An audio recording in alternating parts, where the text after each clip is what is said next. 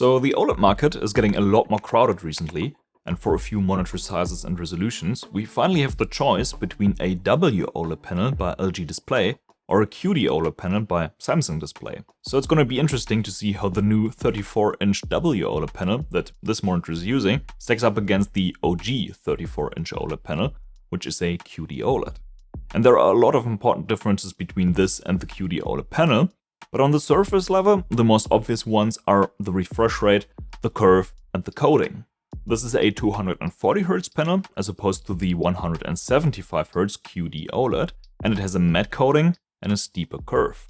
And yeah, many people have rather strong opinions when it comes to matte versus glossy and curved versus flat, but putting a matte coating on a curved monitor makes a lot of sense in my opinion. The curve has a kind of magnification effect on reflections, stretching them horizontally, which makes them even more distracting than on a flat panel.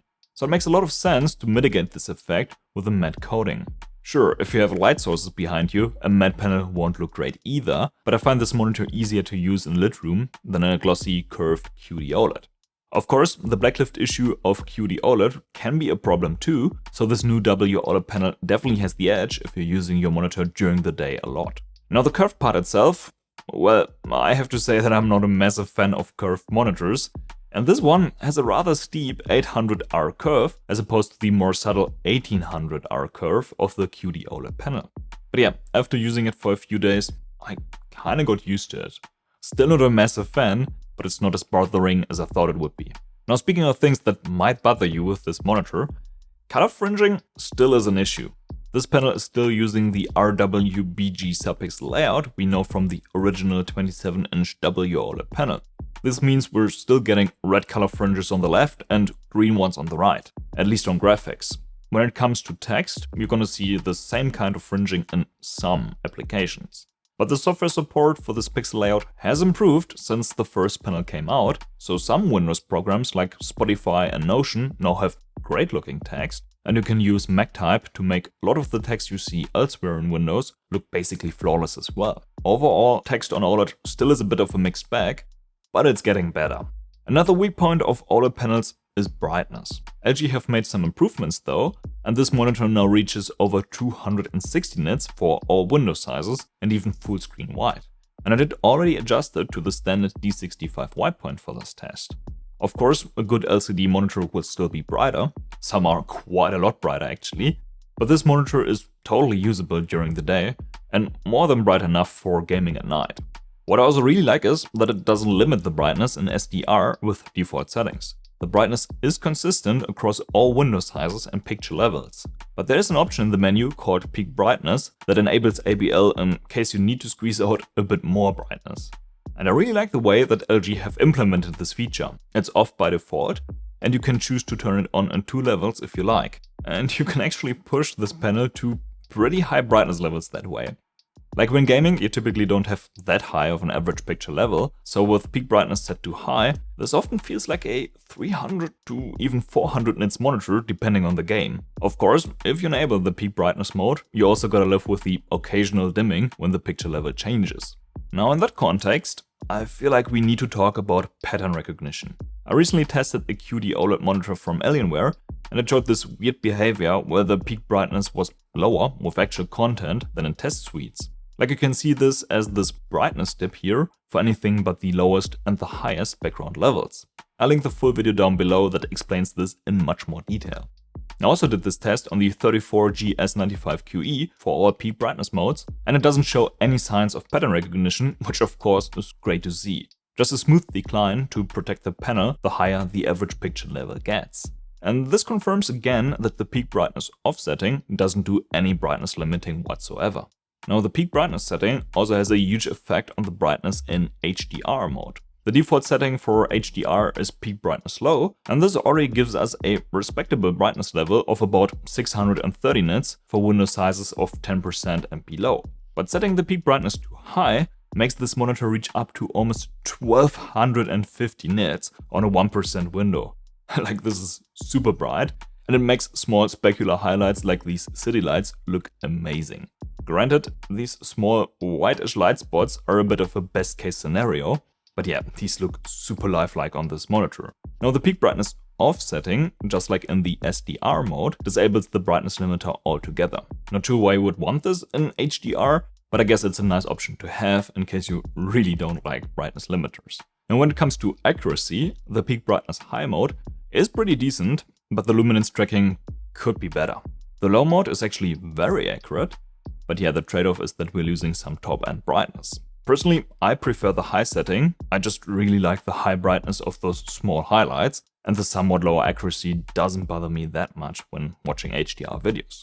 Okay, let's talk colors. WOLED panels typically are a bit less colorful than their QD-OLED counterparts, but this monitor is still able to display some very saturated colors. It has a color gamut volume of about 1.4 times sRGB, which definitely is plenty. But for some context, QD OLEDs typically on the 1.6 to 1.7 times sRGB range. Either way, that means that sRGB content will look oversaturated without proper calibration and profiling. So with out-of-the-box settings, we're seeing a high delta E, which really is no surprise given the wide color gamut. Generally speaking, the default setup leaves a bit to be desired, but we can fix most of this by changing some settings. First up, there's the sRGB mode, and this cuts the overall delta E in half. But I'd honestly expect even better results from a proper sRGB mode. Especially the white point is still far off. Fortunately, LG did not block the RGB controls in this mode, so we can actually fix this. And this gives us pretty decent results. You could totally use this mode that way if you don't need super precise colors. Now for the full color saturation, we gotta use one of the other modes. And with some custom settings, the results look pretty good. The delta E is still inflated by oversaturation, but this changes when we measure against the larger P3 color space. For DCI P3 or display P3 content, this is a great fit. Of course, after proper calibration and profiling, the accuracy is almost perfect. In case you don't have access to a colorimeter, you can download my ICC profile from the video description, and these are the settings I recommend using in conjunction with the ICC. Okay, let's shift gears a little and talk about everything gaming related. Response times, motion blur, lag, and all that good stuff. And yeah, no surprise, the response times are super fast. After all, we're talking about an OLED monitor here, and when it comes to the response time average, it's just as fast as the 27-inch panel from the previous generation of LG OLEDs, which is a good thing. And LG even did improve the overshoot behavior, which is nice to see. Though side by side, this is extremely hard to spot. Like if you look super closely, you can spot a tiny bit of overshoot behind the UFO on the 34GS95QE, and there's no such overshoot on the 34-inch model. Really nothing you're gonna notice in-game, but it's nice to see that this has been improved nevertheless. Now versus 240Hz QD OLED, there's virtually no difference in response times and motion blur. But this panel is a step up from the good old 34-inch QD OLED panel, which only clocks up to 175Hz. Now at lower refresh rates, the 34GS95QE still has super fast response times, but of course we're getting a lot more motion blur the lower the refresh rate gets. But performance throughout the refresh rate range is basically as good as it can be. Now this would make this monitor a great choice for variable refresh rate gaming. However, adaptive sync still is a bit of a challenge for OLED monitors, and this one is no different. But interestingly enough, it even has this little G-Sync sticker, and it supposedly received the G-Sync compatible certification from NVIDIA. And this usually suggests that the adaptive sync implementation is flawless and free of flickering. But under certain conditions, that's not the case. Now this monitor just came out, so this might change when NVIDIA adds support for this monitor in the GPU driver. But currently, when the frame rate is unstable, this monitor flickers quite a bit. For the most part, that's something you're gonna see in menus or loading screens, but in-game, it's less frequent. And flickering is not really an issue when you can ensure very stable FPS, with a cap around the 230 FPS mark. So for now, the adaptive sync implementation is usable, but surely not flawless. Personally, I just leave adaptive sync turned off for FPS games. At 240Hz with high frame rates, tearing really isn't that big of an issue in my opinion. But I mostly play games like Valorant, CS or Fortnite. Speaking of which, 21:9 isn't really the most popular aspect ratio for these kinds of games. Valorant even forces you to play 16:9 with black bars. But despite that, I actually like this monitor a lot for competitive games. For games that are limited to 16:9, this basically becomes a 27-inch monitor with black bars on either side. And this is an OLED monitor, so the black bars are just switched off pixels, so they're not nearly as distracting as, let's say, on an ultra-wide IPS monitor, where you might notice IPS glow or backlight bleed on the sides. And 21:9 games, of course, look great. And honestly, I feel like this can even be a competitive advantage thanks to the larger horizontal FOV. Are professional esports player gonna be using monitors like this anytime soon? Probably not. But I actually think they could, given that this is a proper 240Hz monitor with super fast response times. The display lag is also very low. The total lag is just 2.6 milliseconds, which is pretty quick. The processing lag is even 0.2 milliseconds lower than on LG's previous generation 27-inch OLED. That's nice to see, but realistically, all the monitors that are on this graph right now are insanely quick.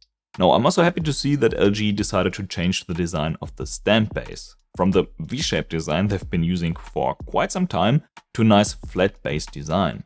You're really much less likely to smash your mouse into a stand like this, and it also makes it easier to position the keyboard and the mouse pad. The adjustment range with this new stand is also pretty good, especially the maximum height is quite high, which is great to see. Tilt is adjustable as well. Swivel is a bit limited though, and pivot is even more limited. But I guess that's fine for a monitor like this. I mean, portrait orientation wouldn't make much sense on a 21:9 monitor anyway.